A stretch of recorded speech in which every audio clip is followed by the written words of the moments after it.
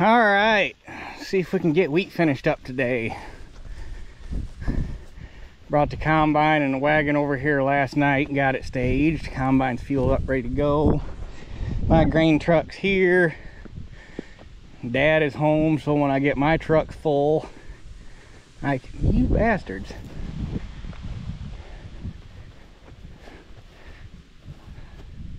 Oh, those are not wild turkeys. Those are, when I first got here, there was a whole gaggle of wild turkeys right here, like 20 feet out from the truck. They just stood there and watched me pull in.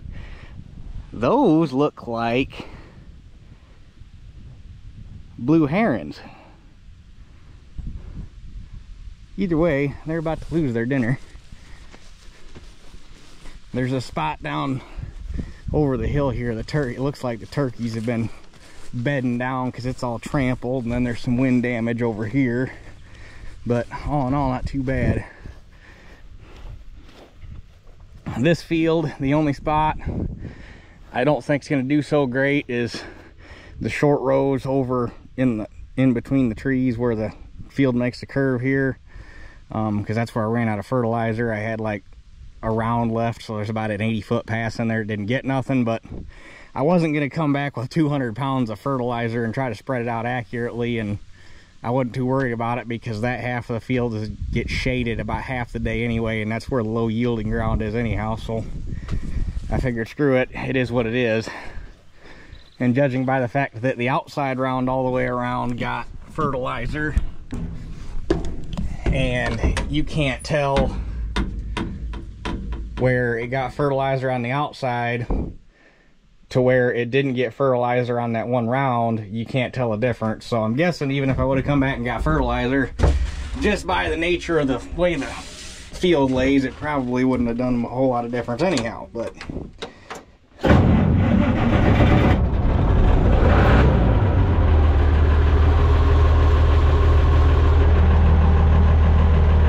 so let's see what we can do. I'm getting started about a half hour earlier than when I got started on that other field, and I got it all done, and this is the same size, so I might not get the combine moved home today, but I should get everything off the field.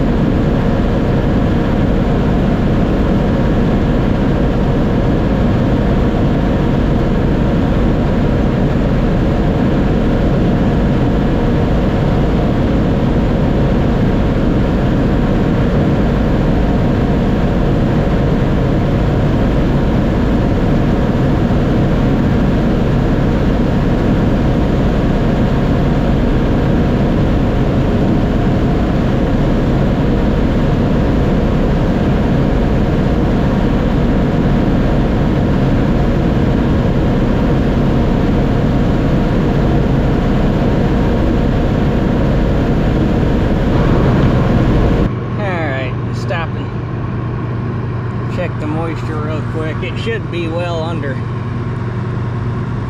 it's well under 15, but I'm just curious what it is at.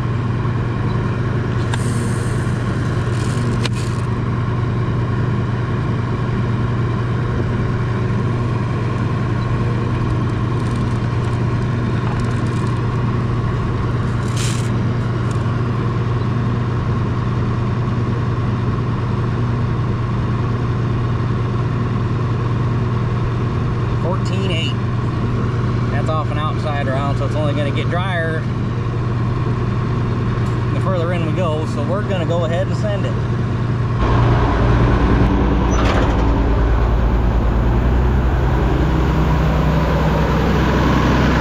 Alright, I got 3 rounds off. I didn't have enough room in the hopper to make a 4th round. I pulled a second moisture test. It went down to 13.4. It's probably even drier than that, but it's probably all these down spots are raising the moisture up, because obviously they're not going to dry out as fast. At first I figured it was wind damage, but once I got out there and started cutting, I'm wondering if that's all wild turkeys too, because wind damage all lays down in one direction, and you know, it's snapped off yay far above the ground, so if you can get underneath it, you can pick it up. This is all laid down whichever way, this big hodgepodge or whichever direction, it's all smashed flat to the ground like it was trampled. So you can't get under it to pick it up. But I'm almost out of it, and then it'll be into decent wheat. So, of course, it's doing fine on its own.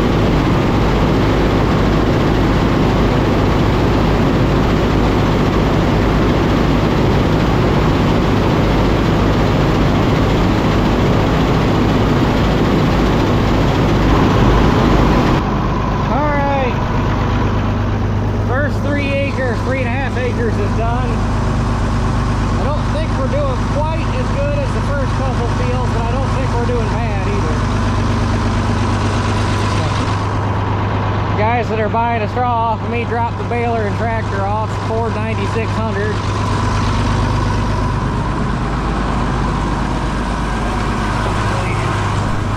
Went and baled that 2-acre field. I passed them when I was heading this way with a truck.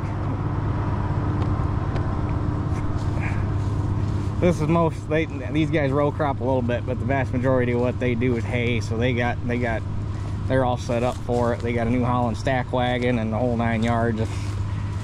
They don't touch a single bale. No, this is what model is this? Well, don't they put the model number on the 5070? So same as a New Holland 570. And like I said, Ford 9600. You guys have seen this tractor before if you have watched any of my pulling videos from the fair. Although you'd probably be used to seeing it with a lot more weights on it and a set of duals.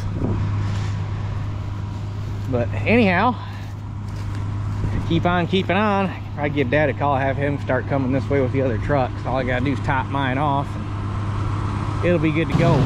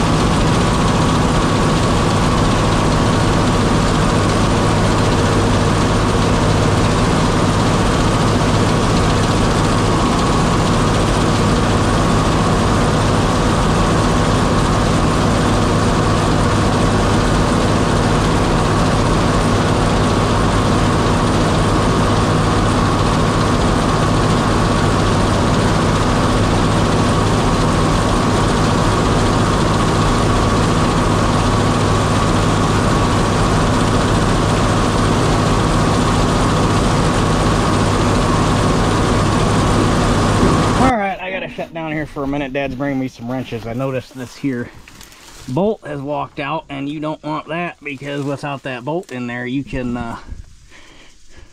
overextend the variable speed, and that would just not be good. So rather than risk breaking something, I'm gonna have Dad bring me some wrenches so I can fix that. And I see TJ brought their 7000 in the stack wagon. That right there, that's how you make small squares. You just drop them on the ground, have a bale turner on the baler, pick them up, wham bam.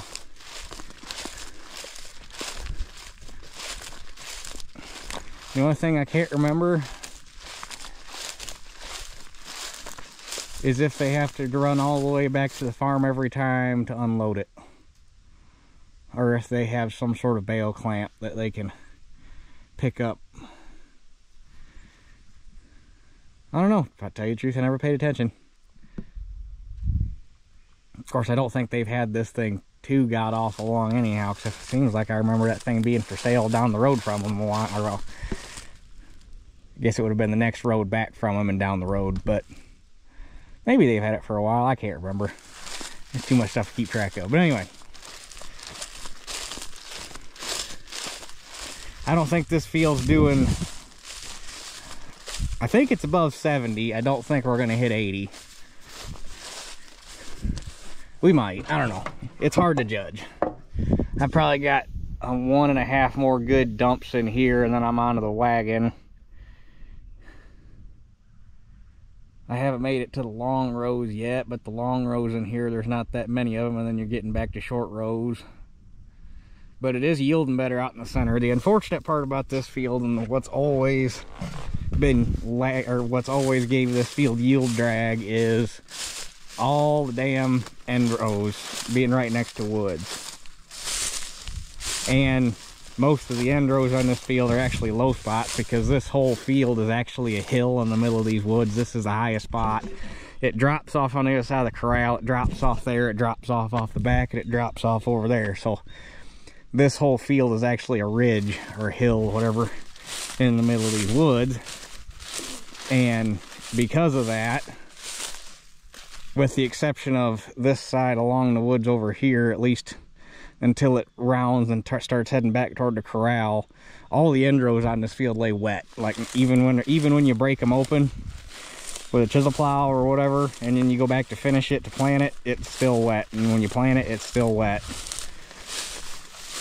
And between that and being shaded out from all the trees and everything else, which is a shame, because this is actually really, really, really good dirt. I mean, you get off the end rows, it's really good dirt. Well, I mean, the end rows are really good dirt, but you get off the end rows and it'll grow a really good crop. But the problem is, you take 4 13-foot passes all the way around this, and hell, you've already done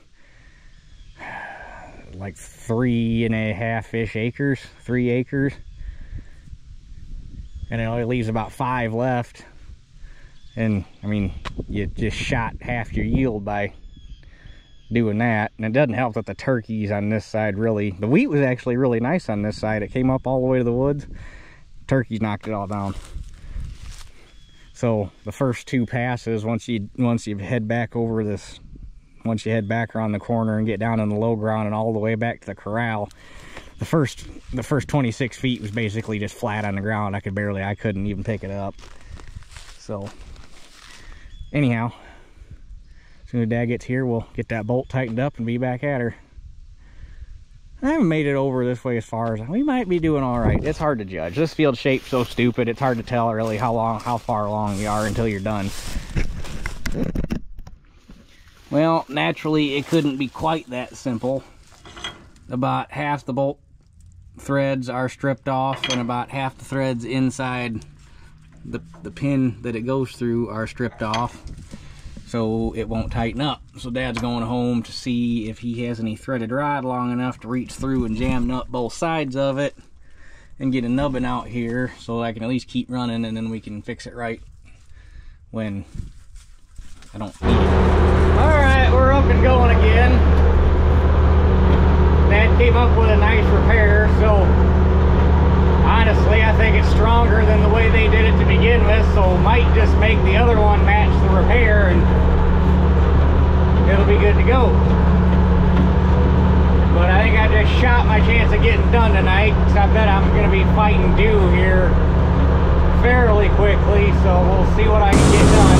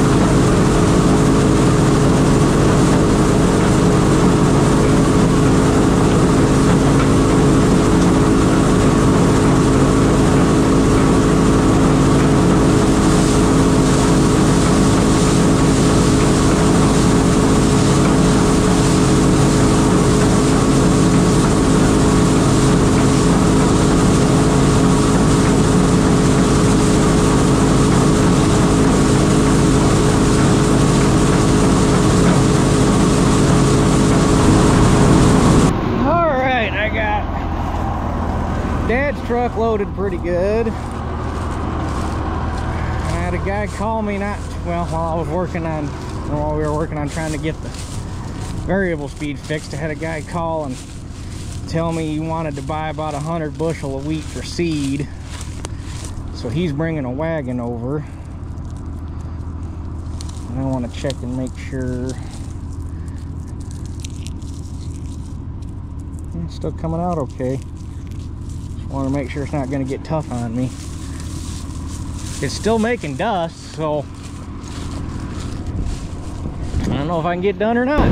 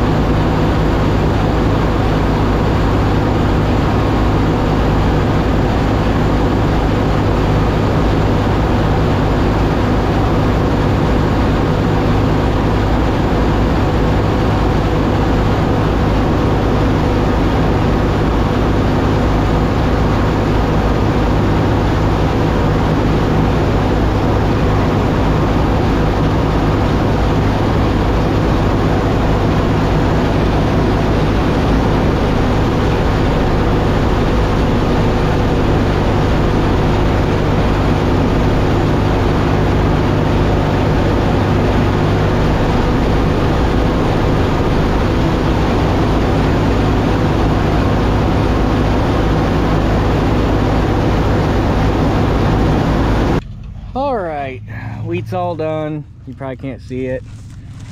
Got my guy that wanted his seed wheat. I probably got him about 70 bushel.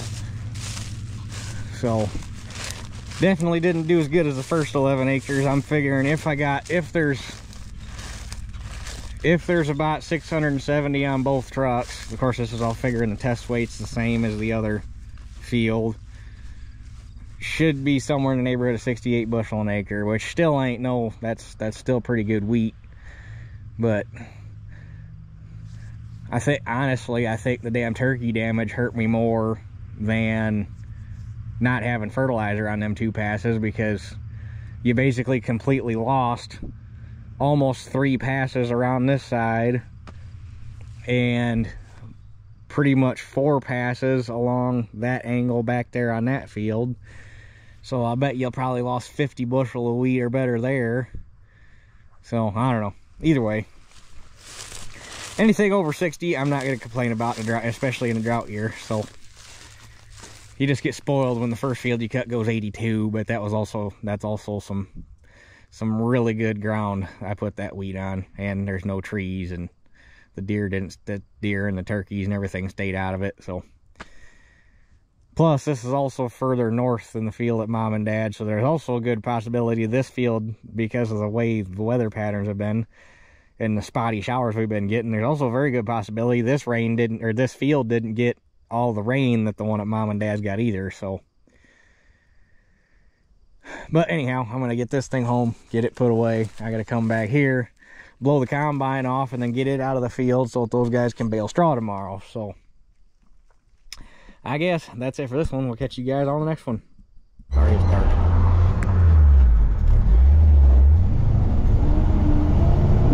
I don't know why I decided to try to end the video last night. I still had grain to haul in. Oh wow, this thing's heavy.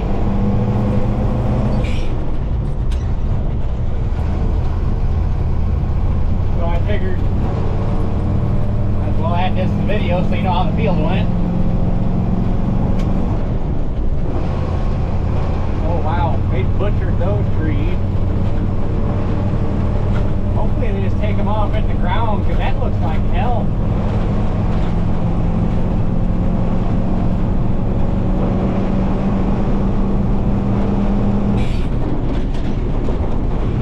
But the guy that got that grain or gravity wagon full off of me got that weight this morning. So we're just going to take the test weight off of the red truck, Dad's truck, and use that to figure out how many bushel it's going to pay me on that. So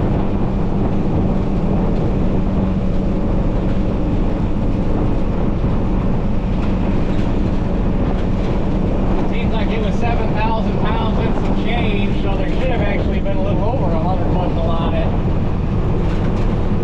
Figuring out a 60-pound test weight. Guess we'll see. Alright, we got it all hauled in, just barely. They closed at 4:30 and I was on my way back with my truck and I got hung up at the intersection. There was a damn county work crew that had traffic backed up for like 3/4 of a mile, so it took me 5 minutes to cross the intersection. I didn't think I was going to make it back down with a second truck, but I made it back with 6 seconds to spare. But I'll tell you what, the 0350 in my truck was not happy by the time I got home to grab Dad's truck. So anyhow, this field is a little bit more disappointing, although it's disappointing in perspective because you got spoiled with 82 bushel an acre on the first field. It went 62.7. That's still not bad wheat for this area. That's nothing to be ashamed of. It's just you got spoiled with 82, so this is disappointing compared to that, but it's still good wheat.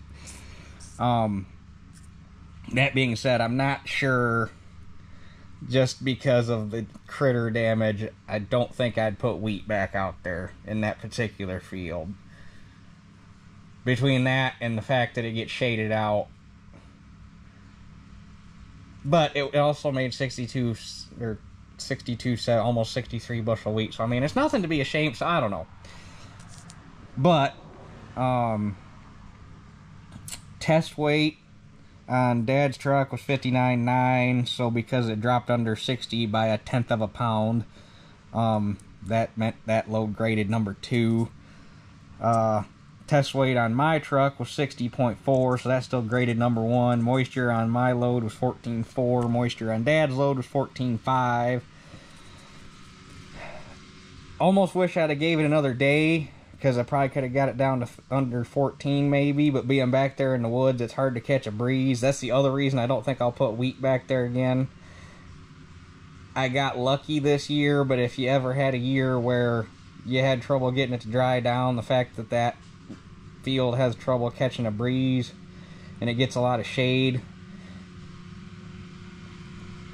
I don't know, I don't think I'd be putting wheat back on that field again.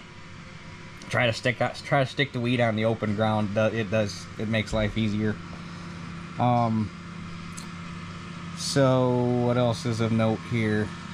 Because of moisture, I had some shrinkage, so Dad's load was 331 and mine was 303. And then I read the weigh ticket Ryan gave me wrong. I thought it did, well, I knew it didn't make any sense the minute I did the math on it. It came out to 123 bushel wheat. I was like, the tank on the combine won't even hold that much.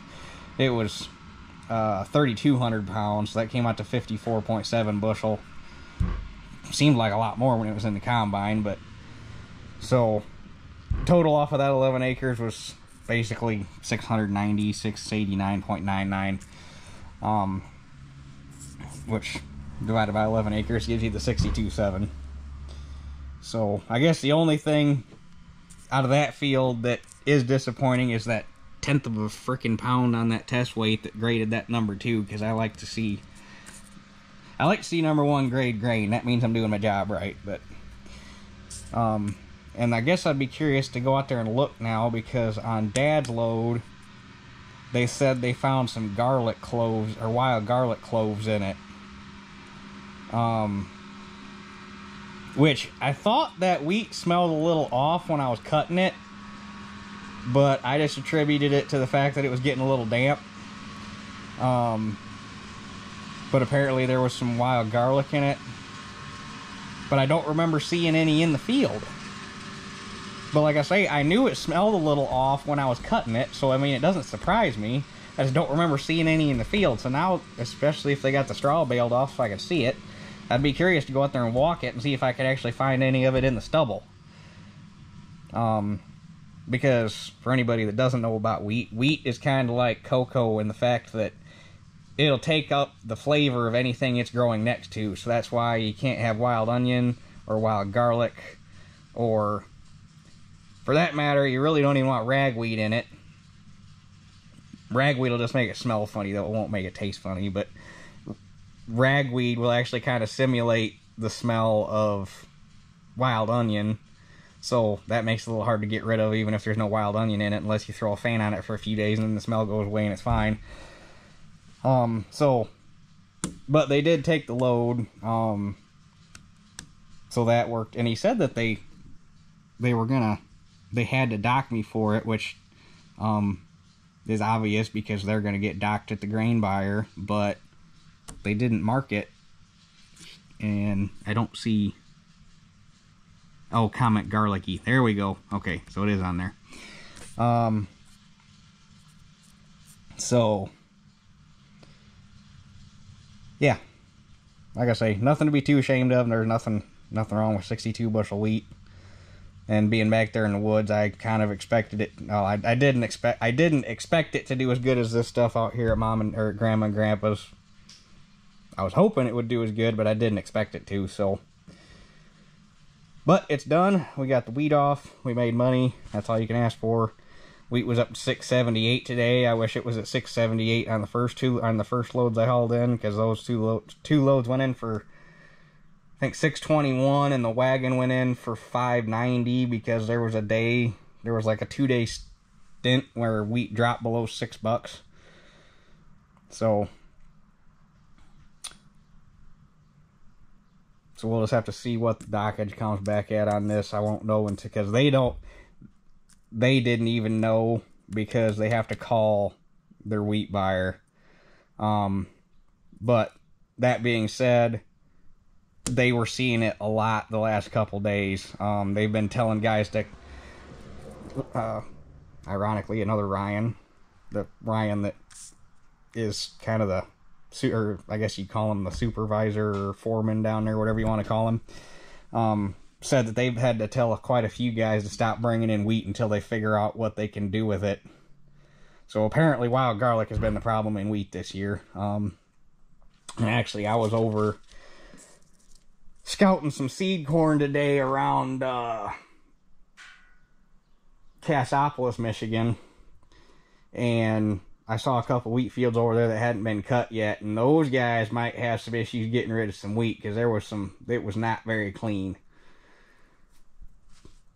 And that was on, that over there is all on blow sand too, so not only are they going to have a hard time getting rid of it because it's probably going to have a lot of weeds or weed seed and whatever else is going to be in it, but it probably wasn't that great of wheat to begin with because it was really short and stubby. I saw one guy over there cutting, and the field looked clean when he looked clean in front of the combine, but once the combine cut it off, there was weeds that tall. So,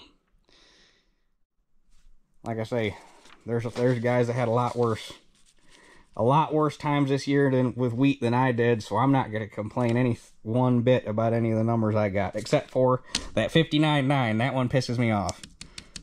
I'd rather see that above 60. Which, if the moisture would have been, I bet it would have been above 60 if that moisture dropped below 14. I'd bet, but anyhow, that's enough of that. I was gonna try to cut hay today, but I see we got chances of thunderstorms tomorrow, so I think I'm gonna wait and do that. Today Wednesday or Tuesday? I think today's Wednesday. Pretty sure today's Wednesday. Days are starting to run together. Is today Wednesday? Yeah, today's Wednesday. Oh, I might not even cut it Friday because we got chances of rain Sunday. We'll have to see what the forecast does after tomorrow. So I'd like to get hay cut. But if we got rain Sunday, then there ain't no sense in cutting it Friday because you ain't going to get it dry by Saturday. I mean, you might, but I ain't going to push it. With the dew we've been getting in the morning, honestly, I'd rather have it laid for 4 days before you bale it instead of 2. So we'll just have to see how that plays out. But anyway, I'm going to at least get this video put together tonight and see where things go from there. So that's it for this one. We'll catch you guys on the next one.